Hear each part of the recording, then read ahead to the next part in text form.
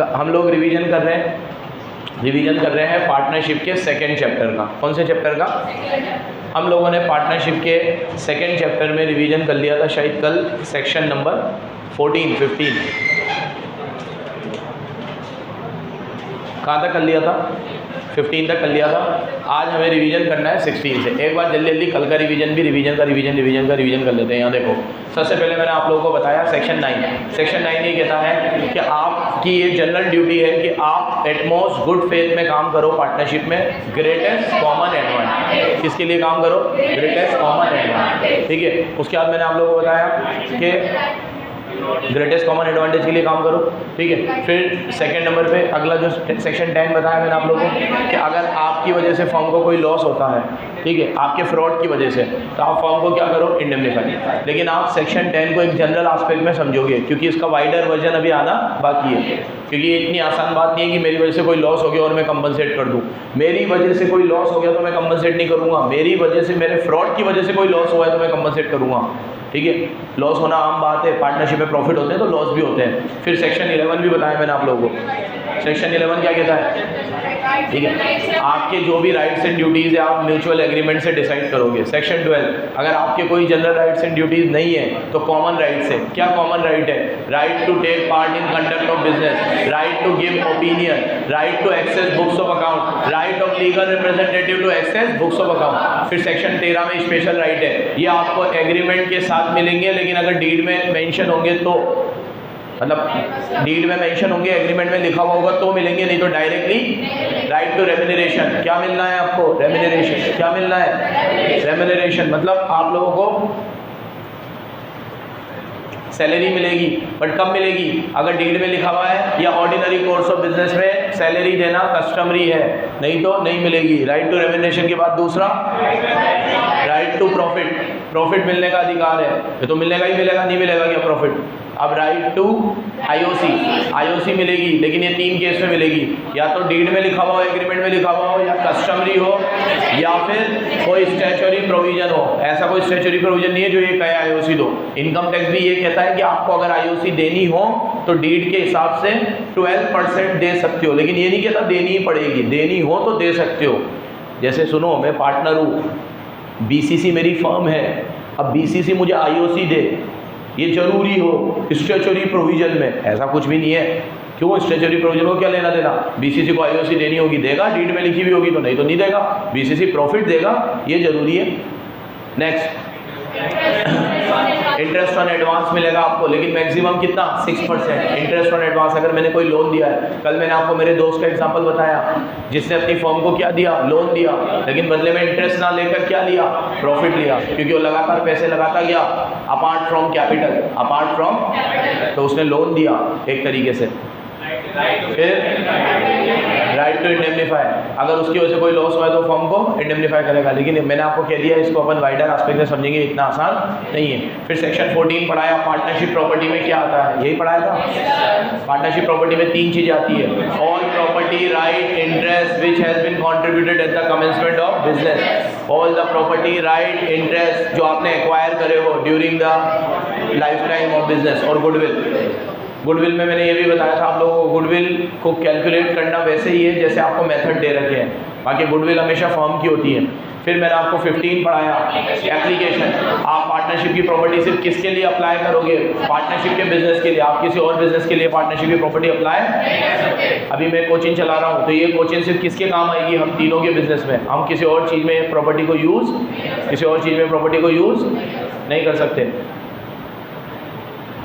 और ये भी बताया कि अगर कोई पार्टनर की एसेट पार्टनरशिप में यूज़ आ रही है तो इट डजंट मीन कि वो पार्टनरशिप प्रॉपर्टी है। जैसे अगर मान लो बिल्डिंग मेरी होती और मैं दे देता कोचिन को कि तुम चलाओ, तो इट डजंट मीन कि कोचिन की हो गई, मेरी ही रहेगी। आप कई बार पार्टनरशिप की प्रॉपर्टी में अपनी प्रॉपर्टी यूज़ कर लेते हो इन गुड फेथ। जैसे मेरी गाड़ी है तो मैंने विकास को दे दी, जा तू कोचिन के काम कर ले, अभी मेरी गाड़ी फ्री रहती है, तो इट डजंट मीन कि वो गाड़ी कोचिन की हो गई, वो गाड़ी मेरी ही रहेगी। ये सब बातें मैं कल कर चुका, पढ़ू आगे। अब आज बात करेंगे वेरी वेरी इंपॉर्टेंट सेक्शन 16। बहुत बार क्वेश्चन आता है इस पे से, पर्सनल प्रॉफिट। 2 चीज़ें इसमें, सुनो, 2 चीज़ें इसमें। नंबर 1, मेरी तरफ देखो, अगर मैंने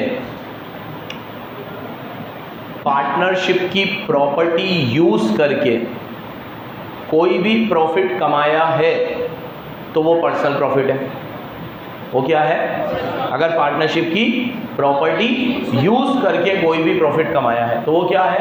पर्सनल प्रॉफिट। नंबर 2, मैंने पार्टनरशिप की प्रॉपर्टी यूज नहीं करी, मैं कोई ऐसा बिजनेस कर रहा हूं जो पार्टनरशिप में भी करते हैं हम, कॉम्पिटिंग बिजनेस, उससे जो कमाया है वो भी पर्सनल प्रॉफिट है।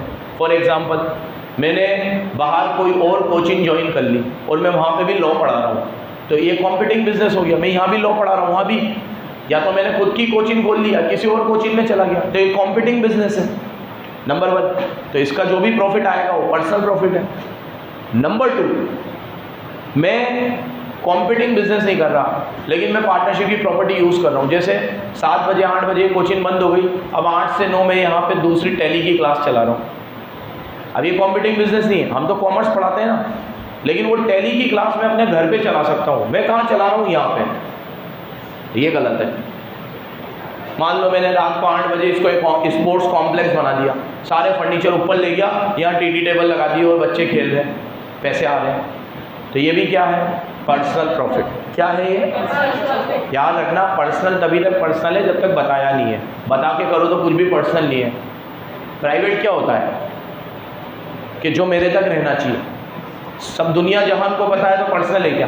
मैं मुर्शद सर अब्दुल्ली सर से बोल के कर रहा हूँ, तो भैया मैं रात को यहाँ पे एक स्पोर्ट्स कॉम्प्लेक्स चलाऊँगा, मैं रात को यहाँ पे टीटी टेबल पर लगा दूँगा, ठीक है? तुम्हें कोई आपत्ति है? वैसे भी 8 बजे तो सब चले ही जाते हैं, ठीक है? तो मैं दोनों क्लासरूम में टीटी वगैरह बनाऊँगा, रात को 8 से 10 हम लोग यहाँ पे खेलेंगे, जो भी तुम्हारा किराया बनेगा 2 घंटे का दे देंगे, और उसके बाद जो प्रॉफिट बचेगा वो मैं लूँगा, लॉस हुआ तो मेरा। मुर्शद अब्दुल्ली कर रहा हूँ, कोई दिक्कत नहीं है। तो फिर पर्सनल है क्या? ये बता के तो कर रहा हूँ। पर्सनल मतलब क्या है? बता के नहीं कर रहे हो। चलो, अगर कोई पार्टनर कोई भी प्रॉफिट किसी ट्रांजैक्शन से कमाता है, पर्सनल प्रॉपर्टी से नहीं, फर्म की प्रॉपर्टी से। किसकी प्रॉपर्टी से? वो पर्सनल प्रॉफिट है। क्या है वो? या फर्म का नाम यूज़ करके। क्या यूज़ करके?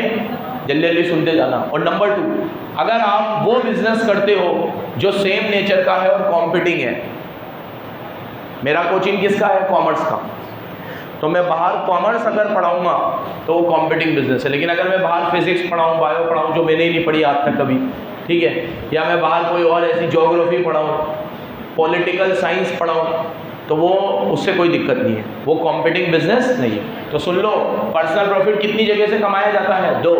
नंबर 1, आप फर्म की प्रॉपर्टी और फर्म का नाम यूज़ करके कमाओ। नंबर 2, फर्म के जैसा बिजनेस करो, कॉम्पिटिंग बिजनेस करके कमाओ, वो क्या होता है? Personal profit. और पर्सनल प्रॉफिट आपको क्या करना पड़ेगा? वापस देना पड़ेगा, subject to the contract. Subject to the contract. अगर कॉन्ट्रैक्ट हुआ है तो कोई दिक्कत नहीं है, बट अगर कॉन्ट्रैक्ट नहीं हुआ है तो ही शैल पे टू द फर्म। पे टू द फर्म। जो भी प्रॉफिट आपने कमाया है किसको देना पड़ेगा? फर्म। इस पे से इतनी बार क्वेश्चन आ चुके हैं, इतनी बार कि जिसकी कोई हद नहीं है। मैंने अभी टेस्ट भी लिया था तो सेक्शन 16 का क्वेश्चन दिया था तुम्हें, ठीक है? आता ही है क्योंकि हर बार आता है, तो मैंने भी दिया। कितनी बार आ चुका है सेक्शन 16, गलत मत करना। और मैंने देखा था मैक्सिमम बच्चों ने सही भी लिखा था, इसमें लैंग्वेज भी एकदम प्रॉपर थी, सारे बच्चों को, मतलब जितना मुझे याद है मैक्सिमम बच्चों के मार्क्स आए थे इसमें, ठीक है? बड़े आगे। तो पर्सनल प्रॉफिट आपको क्या करना पड़ेगा? फर्म को पे करना पड़ेगा, ठीक है? 17 राइट्स एंड ड्यूटीज़, पार्टनर के राइट्स एंड ड्यूटीज़। ये भी बड़ा सिंपल है। देखो, इसके बाद की जो सिमेट्री है सेक्शनों की, वो है सबसे इंपॉर्टेंट। सामने देखो, सेक्शन 17। अगर फर्म के कॉन्स्टिट्यूशन में कोई चेंज आया है, जैसे कोई पार्टनर रिटायर हुआ है, कोई नया पार्टनर एडमिट हुआ है, प्रॉफिट शेयरिंग रेशो चेंज हुआ है, आपने एक अंडरटेकिंग से कोई दूसरी नई अंडरटेकिंग खोली है, ऐसा कुछ भी परिवर्तन आया है, तो परिवर्तन आने से पहले जो म्यूचुअल राइट्स एंड ड्यूटीज थे पार्टनर के, बाद में भी वही रहेंगे अगर कोई एक्सप्रेस एग्रीमेंट नहीं है तो बोलो मेरे साथ, if there is no express agreement and there is change in constitution of firm due to admission of a new partner, retirement of existing partner, change in profit sharing ratio of partner, the mutual rights and duties of all the partners will remain same as they were before change in constitution। तो change आने से पहले जो rights and duty थे बाद में भी वही रहेंगे। सुनो इधर, जैसे अभी मान लो मैंने एक कोचिन और डाली तो हमारा रेशो वही रहेगा जो इस कोचिन में है। अभी मान लो मैं छोड़ के चला गया तो अब्देली और मुर्सा का वही रेशो रहेगा जो पहले था। एक नया पार्टनर आ गया तो मेरा मुर्सा अब्देली का तो वही रहेगा, नए पार्टनर का चेंज होगा बस। तो जब भी आपके बीच में कोई चेंज आएगा तो चेंज से पहले आप जैसे थे चेंज के बाद भी वैसे ही रहोगे। अगर कोई म्यूचुअल एग्रीमेंट आपका नहीं हुआ है तो देखो चेंज कब आता है, नया पार्टनर आता है, कोई छोड़ के चला जाता है, आप एक और बिजनेस करते हो, कोई नया बिजनेस करते हो, फिक्स टर्म के बाद भी बिजनेस को चालू रखते हो। तो इफ़ अ चेंज अगर कभी भी चेंज आएगा तो mutual rights and duties will remain same. सब मार्किंग करवा चुका हूँ मैं आपको, रिवीजन कर रहे हैं अपन। Remain as they were before, जैसे वो पहले थे सेम ऐसे ही यहाँ पर है। अगर आप एक्सपायरी ऑफ बिजनेस के बाद भी बिजनेस को चालू रखते हो तो म्यूचुअल और right and duty will remain same. मतलब कुछ भी हुआ हो, एडमिशन हुआ हो पार्टनरशिप में, कोई नया पार्टनर छोड़ कर है, कोई पुराना पार्टनर छोड़ के चला गया हो, किसी की डेथ हो गई हो, ठीक है, आपने एक अंडरटेकिंग शुरू करी थी और अब आपने दूसरी भी स्टार्ट कर दी, आपने बिजनेस खोला था 5 साल के लिए और अब आप 5 साल के बाद भी चला रहे हो।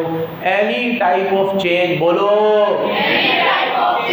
आपके कॉन्स्टिट्यूशन में हुआ है। अब तेज बोलना, तो mutual rights and duties remain same as they were before. तो हो गया 17। 18 पे आते हैं, रिलेशन। अब मैंने 18, 19, 20, 21, 22 ये पूरे लाइन से पढ़ाए थे, आपको याद है? ये बहुत काम के सेक्शन है, वेरी वेरी इंपॉर्टेंट, मार्क कर लेना बेटा। समझ में आ रहा है? मीनाक्षी पीछे दोनों, यहाँ पे बेटा क्लियर है? यहाँ पे चलो 18 पे आते हैं। Partner to be an agent of the, ये तो छोटी सी चीज़ है, इसमें क्या है, हर पार्टनर बिजनेस में दूसरे पार्टनर का और फर्म का एजेंट होता है। अभी मान लो बीसीसी में मैं जो भी काम कर रहा हूँ वो एजेंट की हैसियत से कर रहा हूँ, कर मैं फर्म के लिए ही रहा हूँ।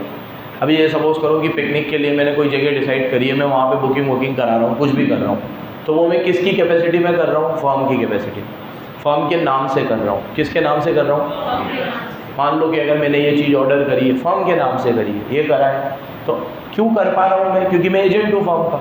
फर्म तो क्या है, एक आर्टिफिशियल पर्सन है। बीसीसी स्वयं तो कोई काम कर ही नहीं सकती, पार्टनर को ही करना पड़ेगा।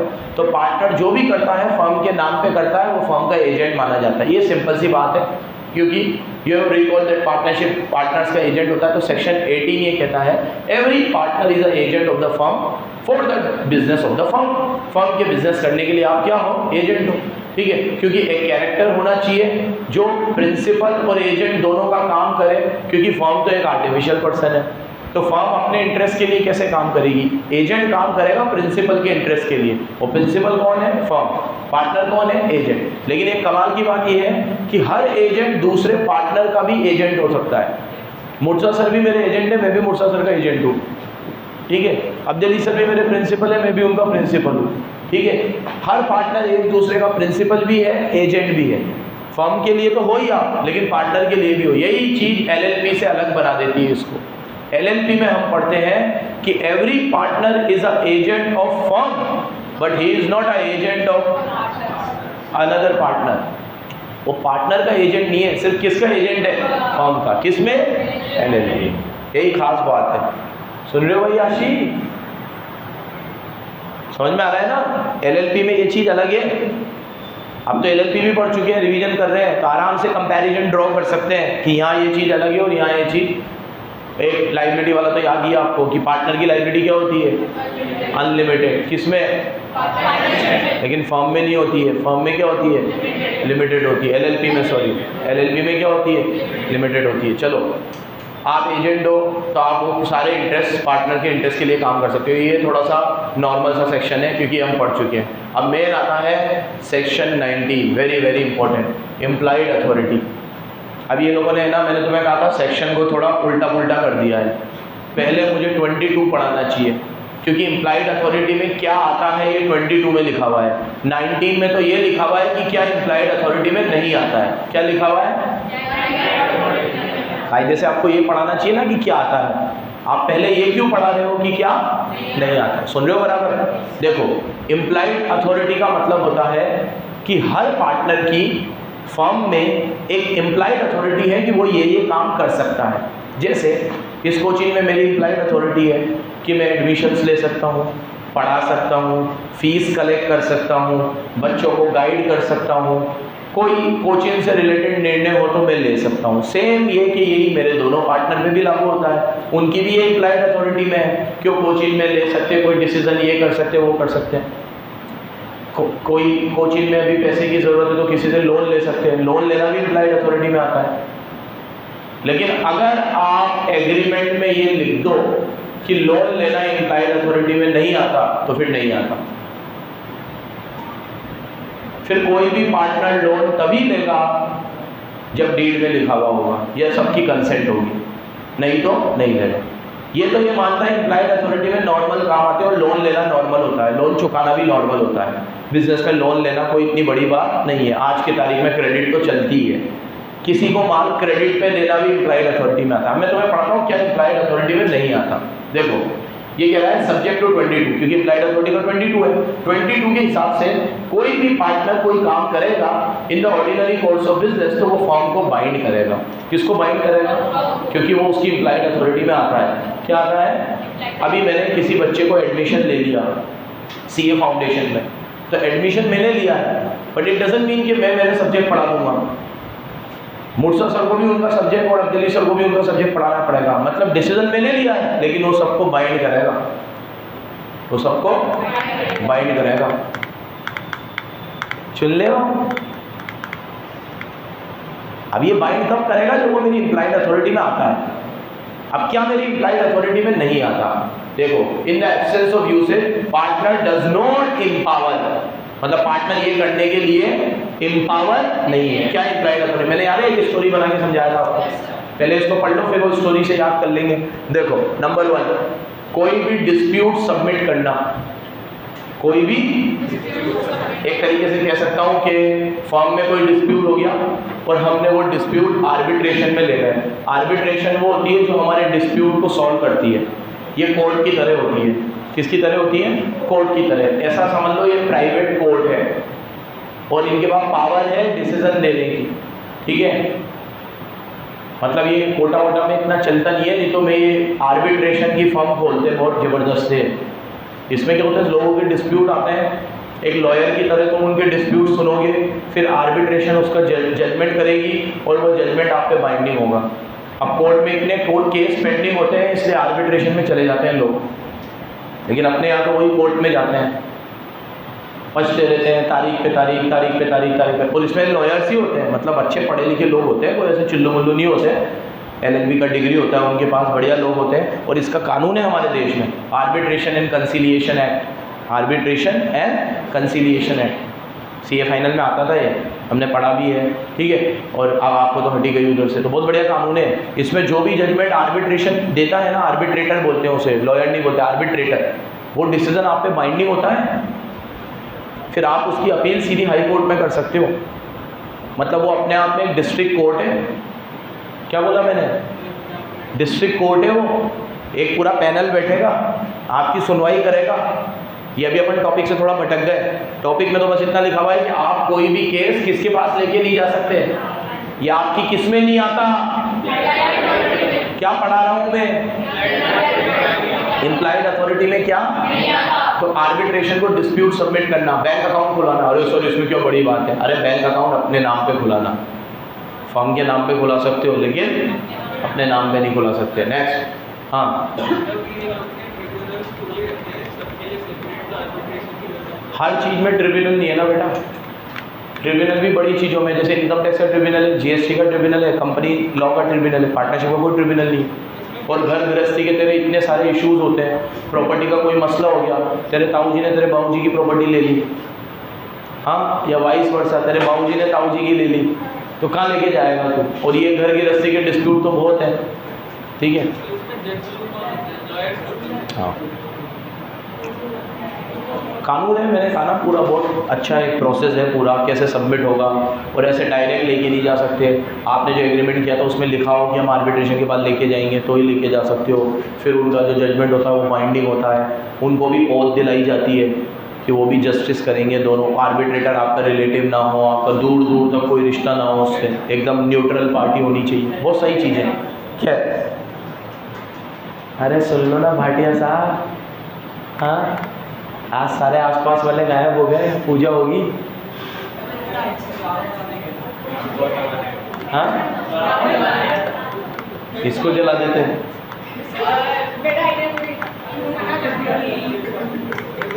तेरा आइडिया क्या था? तो इसको जला दो फिर। तो बेचारा राम रावण किसी में नहीं मानता हो तो ख़त्म हो चुका है, वो तो दुनियादारी से मोक्ष की प्राप्ति कर चुका है।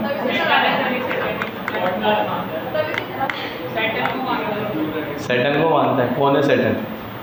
सैटर्न कौन से भगवान है? चलो हाँ, ओ चंगेज खान, उत्कर्ष तू ब्राह्मण है ना, वह तो घर वाले रहने कैसे देते तेरे को?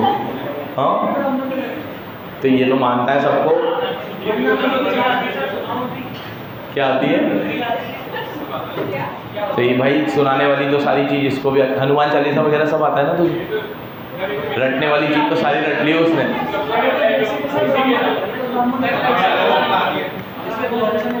चलो सफ़ेद कपड़ा इधर देखो। तो सुनो बच्चों, आप आर्बिट्रेशन में केस नहीं ले जा सकते, बैंक अकाउंट नहीं खोल सकते, कोई भी केस को कॉम्प्रोमाइज़ नहीं कर सकते। जैसे किसी ने फर्म पे केस कर रखा है और आपने आउट ऑफ कोर्ट सेटलमेंट कर लिया, कॉम्प्रोमाइज़ कर लिया, वो नहीं कर सकते आप। कोई केस को विड्रॉ नहीं कर सकते, वापस नहीं ले सकते। जैसे फर्म ने कोई केस कर रखा है और मैंने कहा यार ये तो गरीब आदमी है, बीसीसी ने इस पर केस कर दिया, जा तू बाइज्जत बरी जा। तो आप कौन होते हो? वो केस कौन वापस लेगा? फर्म वापस लेगी। You can not withdraw case. मतलब बड़े बड़े काम आप नहीं कर सकते, कोई लाइबिलिटी आप एडमिट नहीं कर सकते। जैसे किसी ने बीसीसी पे केस ठोक दिया 1.5 लाख का, और मैंने कहा कि हाँ दे देंगे 1.5 लाख दे देंगे, बिना फर्म से पूछे, बिना फर्म से पूछे। ठीक है, हमारे मुर्चा सर की बहुत आदत है, ठीक है, कोई चीज़ आती है हाँ ठीक है दे देंगे, ठीक है। तो एक आध बार मुझे अब्दुल सर को बहुत बुरा लग गया था, यार तू पूछ तो लिया कर कि तू पैसे दे देता है ऐसे ही कोई भी चीज़ के, ठीक है, कंसल्ट कर लेता एक बार। हाँ वो तो एक अलग, चलो तो कोचिंग का मसला था, वो तो ठीक है, वो तो शायद हम ओवर रिएक्ट कर गए, वो तो हमारी गलती है, मतलब वो तो ज़रूरत थी, बाद में पता चली गया कि ज़रूरत है। ऐसे तो दूसरी, लेकिन दूसरी किसी चीज़ में, जैसे मान लो कि ये स्पॉन्सरशिप के लिए आई और इसने कहा सर इतने पैसे चाहिए, मैंने कहा हाँ दे देगी, बीसीसी दे देगी। मैं कहा ऐसे कैसे दे देगी बीसीसी? ठीक है, पूछ के देगी बीसीसी, बिना पूछे कैसे दे देगी?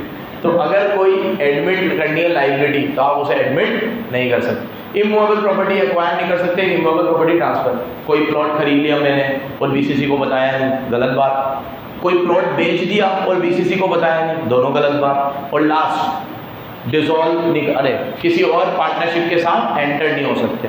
जैसे हमने जब मैप खोली थी तो हमने 3 और लोगों के साथ एंटर किया था, हम 3 तो थे ही, तो वो 3 लोगों के साथ जब हम एंटर हुए तो मैंने बराबर ये चीज़ मुर्श साहब दिल्ली को बताई, मैं ये सोच रहा हूँ, उन लोगों ने डिसीज़न लिया, हम तीनों ने डिसीज़न लिया, फिर हम उनसे मिलने गए। यही होना चाहिए। मान लो अगर एक मीटिंग में हमने उनसे बिना पार्टनर से कंसल्ट करके कर ली होती तो गलत होता फिर। तो किसी पार्टनरशिप के साथ एंटर करो तो ये भी आपकी इम्प्लाइड अथॉरिटी में नहीं आता। किस में नहीं आता? इम्प्लाइड अथॉरिटी में। तो क्या क्या आपकी इम्प्लाइड अथॉरिटी में नहीं आता? ये 6, 7, 8 चीज़ें। कितनी चीज़ें? इसकी एक स्टोरी बनवाई थी मैंने, यहाँ देखो। हमने किसी के साथ पार्टनरशिप में एंटर किया, एंटर करके हमने एक इमूवेबल प्रॉपर्टी खरीदी और बाद में उनसे जमा नहीं तो हमने इमूवेबल प्रॉपर्टी वापस से बेच दी। नहीं, ये बाद में आया था। पहले हमने पार्टनर्शिप में एंटर किया, एक बैंक अकाउंट खुलवाया और इमूवेबल प्रॉपर्टी एंटर करी, एक्वायर करी, इमूवेबल प्रॉपर्टी एक्वायर करी। एक्वायर करने के साथ उसके साथ डिस्प्यूट हो गया तो हम डिस्प्यूट लेके कहाँ गए? आर्बिट्रेशन। बाद में हमने सोचा केस वेस लड़ने में कोई तंत्र नहीं है तो हमने वो केस वापस ले लिया, विड्रॉ कर लिया और अपनी लायबिलिटी एडमिट कर ली। अब सब कुछ हो ही गया, तो वो इमूवेबल प्रॉपर्टी फालतू पड़ी थी, तो उसे हमने क्या कर दिया, बेच दिया, और एक बचा, और आप कॉम्प्रोमाइज़ भी बीच में घुसेड़ देना, ठीक है। लाइबिलिटी एडमिट करने के पहले हमने कॉम्प्रोमाइज़ कर लिया था, ठीक है, हाँ, हो गया ये। तो ये स्टोरी की तरह एक बार फिर सुन लो। हमने एक पार्टनरशिप में एडमिट किया, एंटर किए, एक मूवेबल प्रॉपर्टी खरीदी, उसके बाद एक बैंक अकाउंट खोला, पहले बैंक अकाउंट खोला फिर मूवेबल प्रॉपर्टी खरीदी। जैसे ही ये सब हो गया तो हमने सोचा कि पार्टनरशिप चली हमारी, लेकिन फिर हमारी आपस में बनी नहीं, डिस्प्यूट हो गया, तो हम डिस्प्यूट आर्बिट्रेशन के बाद लेकर गए। बाद में हमें लगा कि कहीं जाने वाने से कोई तंत्र नहीं है, कॉम्प्रोमाइज़ कर लेते हैं, तो कॉम्प्रोमाइज़ कर लिया। अरे चल रहे यार, कॉम्प्रोमाइज़ में हमने कॉम्प्रोमाइज़ कर लिया, तो अब हमने वो केस क्या कर लिया, विड्रॉ कर लिया, और अपनी लाइबिलिटी क्या कर ली, एडमिट, और लाइबिलिटी एडमिट कर ली, तो अब जो भी प्रॉपर्टी हमने खरीदी थी उसे बेच।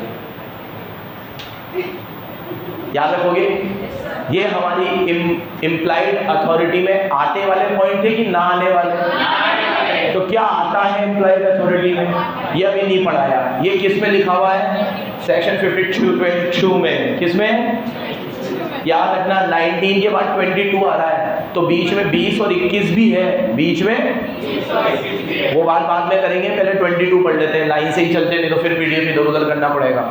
जब मैंने ओरिजिनली पढ़ाया था तो पहले 20 और 21 ही पढ़ाए थे, फिर 22 लाइन से चलते हैं। अब 19 के बाद 22 देख लो पहले, इम्प्लाइड अथॉरिटी में क्या आता है।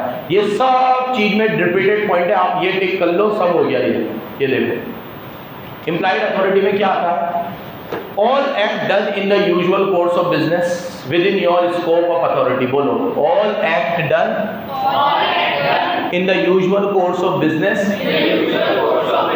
within your scope of authority। आप कोई भी काम अपनी अथॉरिटी में यूजुअल कोर्स ऑफ बिजनेस में करते हो, वो इम्प्लाइड अथॉरिटी में आता है। अगर मान लो मैं सुबह रोज़ आ रहा हूँ कोचिंग में, एक टाइम है, उस टाइम पे रोज़ आता हूँ, रोज़ उसमें जो मेरा काम करना होता है मैं वो करता हूँ। जैसे मैं रोज़ आता हूँ, गेट खोला, क्लासरूम वगैरह ऑन करी, अपना पढ़ाने लग गया। अब मेरी आदत नहीं है नीचे कोई गेट वेट बंद करने की। अब वहाँ से भैया गेट खुला हुआ था तो कोई जानवर अंदर आ गया और कोचिंग को कोई नुकसान करके चला गया। एंड पार्टनर्स कह रहे हैं यार तेरे को अंदर से लगाना चाहिए ना यार गेट, ये कभी किया ही नहीं, ये कभी नहीं किया, रोज़ यही कर रहा हूँ, इम्प्लाइड अथॉरिटी में जो आता है वो कर रहा हूँ, डेली बेसिस पे ये हो रहा है। अब वो करते करते कोई नुकसान हो जाए तो वो नुकसान मेरा नहीं है, फर्म का है, क्योंकि वो नुकसान किसी के भी साथ हो सकता था, किसी के साथ हो सकता था, ठीक है। अब ये चीज़ मेरे को थोड़ी कि आज ये चीज़ होने वाली है तो मैं करूँ। तो आप अपने ऑर्डिनरी कोर्स ऑफ बिजनेस में, अपनी इम्प्लाइड अथॉरिटी में कोई भी काम करते हो, ठीक है, सॉरी अपनी अथॉरिटी के अंदर कोई भी काम करते हो तो इम्प्लाइड अथॉरिटी में आता है। नंबर 2, आपने नॉर्मल कंडक्ट ऑफ बिजनेस में किया हो, एक्स्ट्रा ऑर्डिनरी ना किया हो। क्या किया हो, जैसे मेरे नॉर्मल कंडक्ट ऑफ बिजनेस में आता है रोज़ पढ़ाना, नोट्स देना, टेस्ट लेना, कॉपीज चेक करके देना, फीस कलेक्ट करना, रेंट पे करना, सैलरी पे करना, ये सब मेरी किस में आता है, ऑर्डिनरी कोर्स ऑफ बिजनेस में। बस, तो ये मेरी इम्प्लाइड अथॉरिटी, ये करने के लिए मुझे किसी से पूछने की जरूरत, ये इम्प्लाइड अथॉरिटी है। अब कोई बैच स्टार्ट करना है, मैंने कर दिया, पढ़ाना है, मैंने पढ़ा दिया, ये इम्प्लाइड अथॉरिटी में, इसके लिए क्या पूछूंगा किसी से। और लास्ट, ये काम आपने फर्म के नाम पे किया हो, फर्म को बाइंड करने के लिए किया हो, मतलब आप कर रहे हो तो आपका इंटेंशन क्या था, फर्म को बाइंड करना। मेरी आदत है कि मैं किसी से, ऐसे बंदे से भी बात कर रहा हूँ ना जो मुझे या बीसीसी को नहीं जानता, तो मैं अपना इंट्रो बीसीसी से ही देता हूँ। सर मैं शब्बीर सर बात कर रहा हूँ, बुरहानी क्लासेस नाम से एक इंस्टीट्यूट है हमारा। ये मेरी आदत है पिछले 11 सालों से, मेरे मुँह से यही चीज़ निकलेगी। तो मतलब मेरी ये लाइन का क्या मतलब हुआ कि मैं वो काम किसके नाम से कर रहा हूँ और किसको बाइंड कर रहा हूँ। कुछ भी हुआ ऊपर नीचे तो कौन जिम्मेदार होगा, फर्म हो। तो बस ये इम्प्लाइड अथॉरिटी में आता है। देख लो एक बार, क्या इम्प्लाइड अथॉरिटी में आता है, नॉर्मल कोर्स ऑफ बिजनेस में आप काम करो, फर्म के नाम से करो, फर्म को बाइंड करो, और यूजुअल बिजनेस आवर्स में करो। कब करो, ऊपर था ना वो यूजुअल, उसमें करो, यूजुअल बिजनेस में करो, किस में करो, ये सब आपकी इम्प्लाइड अथॉरिटी में आता है। देखो इम्प्लाइड अथॉरिटी में क्या आता है, माल लेना, ये देखो ये एक लाइन, एक पैराग्राफ वो भी लिखा होगा, मैंने तुम्हें टिक कराया था, ये रहा, इम्प्लाइड अथॉरिटी में ही आता है। कोई पार्टनरशिप की प्रॉपर्टी को प्लेज करना, सेल करना, बाय करना, गुड्स मनी बोरो करना, कॉन्ट्रैक्ट करना, ये करना, प्रॉमिसरी नोट बनाना, चेक फाड़ के देना, चेक ट्रांसफर करना, ये सब इम्प्लाइड अथॉरिटी में आता है।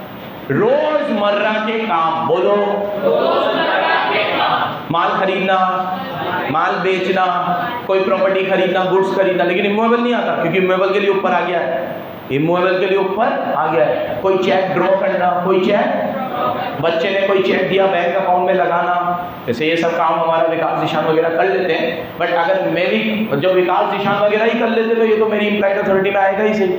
चेक लगाना, चेक इशू करना, कोई सारे चेक तो वर्षा भी इशू कर देती है, बस लास्ट में हमसे साइन करवा लेती है। These are your implied authority. बढ़ू आगे बढ़ू, 19 में ये पढ़ा दिया क्या इम्प्लाइड अथॉरिटी में नहीं आता, 22 में ये पढ़ा दिया क्या आता है। अब बीच में 20, 21 भी पढ़ाने जरूरी है, फिर ये सिमेट्री पूरी कंप्लीट हो जाएगी 22 तक।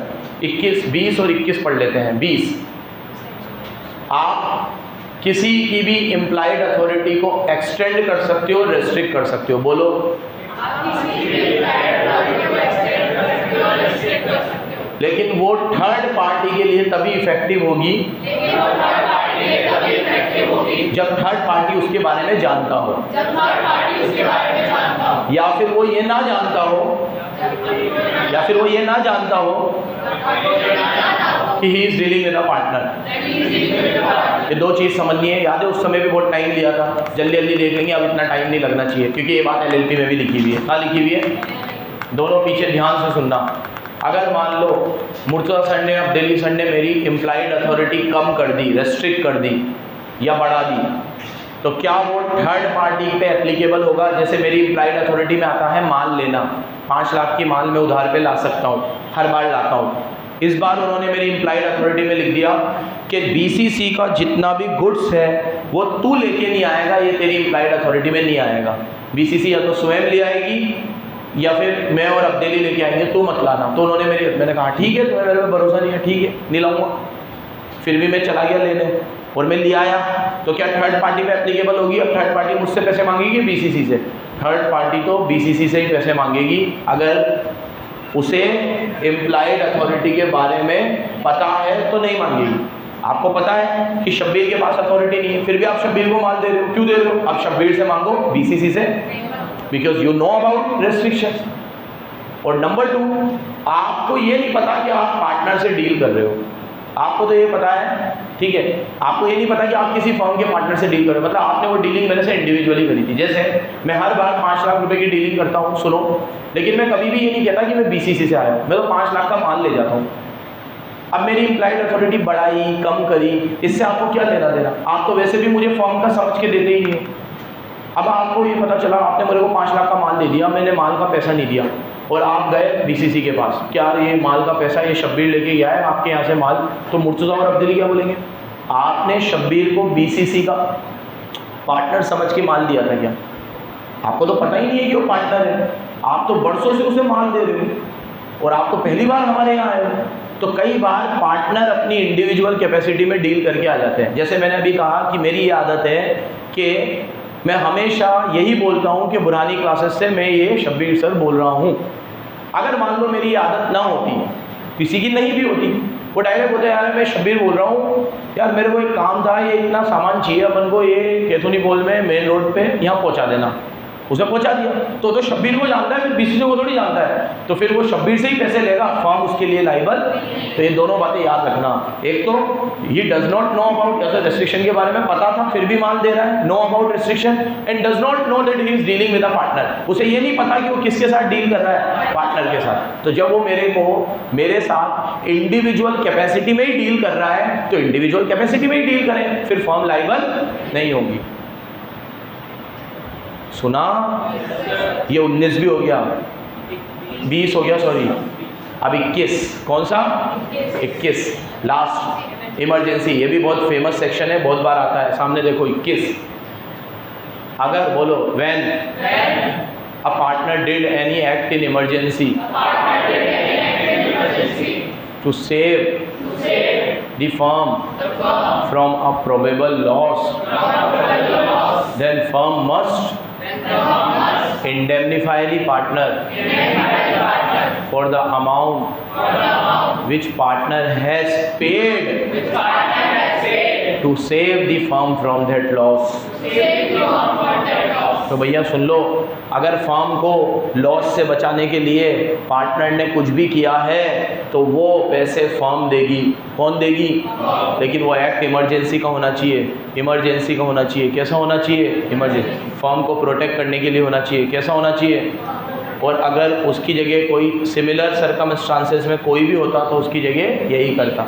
जैसे 2-3 एग्जांपल है, मैंने एक तो मेरा ही दिया था, एक एग्जांपल मैं नॉर्मल वाला दे देता हूँ। नॉर्मल वाला एग्जांपल क्या, मान लो मेरी मुर्सा सर अब्देली सर की मंडी है, हम लोग माल वाल बेचते हैं मंडी में, मान लो हमारा ये फ्रूट्स वगैरह जाता है।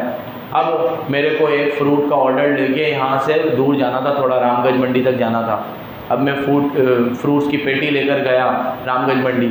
अब रामगंज मंडी आया, वहाँ मैंने देखा कि जिस वेंडर को देने थे वो वेंडर नहीं है ना। और मैंने पेटी खोली तो पेटी में 2-3 फल थोड़े ख़राब हो रहे थे। मुझे लगा कि अब मैं वापस कोटा पहुँचूँगा तब तक ये बिल्कुल ख़राब हो जाएंगे, तो मेरे को वहाँ जो मिला उसको मैंने आधी रेट में बेच दिए। अब इसमें मेरा जो भी पैसा लगा, जो भी नुकसान हुआ, वो फर्म मुझे इंडेमनीफाई करेगी। कौन इंडेमनीफाई करेगी? क्योंकि मैंने फर्म को नुकसान से बचाने के, अगर मैं वहाँ पे ये डिसीज़न ना लेता तो पूरी की पूरी पेटी ख़राब हो जाती, ज़ीरो मिलता। कम से कम मैंने कहा कि 50% तो मिल रहा है, तो मैंने फर्म को नुकसान से बचा लिया। अब इसमें जो भी मेरी कॉस्ट लगी है फर्म मुझे इंडेमनीफाई करेगी। सुन रहा है? जो भी मेरी कॉस्ट लगी है कौन इंडेमनीफाई करेगा? आगे बढ़ सकता हूँ क्या मैं? हो गया ये? एक आध दो सेक्शन और खींच लें। कितने रिवाइज करे आज हम लोगों ने? 14-15 तक तो कर लिए थे। 16, 17, 18, 19, 20, 21। एक बार गिनती कर लेते हैं। 16 में आया पर्सनल प्रॉफिट, 17 में आया म्यूचुअल राइट्स एंड ड्यूटीज़ का चेंज वाला, 18 में आया एम्प्लॉय, हर पार्टनर एक दूसरे का एजेंट होता है, ये लल्लू था। 19 क्या इम्प्लाइड अथॉरिटी में नहीं आता।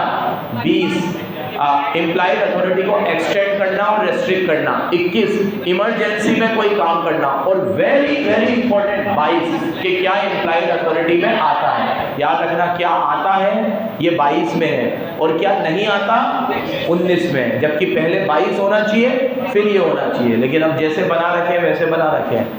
ये एक एक सेक्शन आपको मैंने उस समय भी टिप्स पे लर्न करवाया था, टिप्स पे एक एक बच्चे के, और अभी भी वैसा ही होना चाहिए। क्लियर है? क्लियर है? रिवीजन किसका हो रहा है? किसका? किसका? चलो, टाइम क्या हो रहा है? अकाउंट्स नहीं पढ़ पाएंगे यार, चलो कल ही देखेंगे। बाकी धन्यवाद।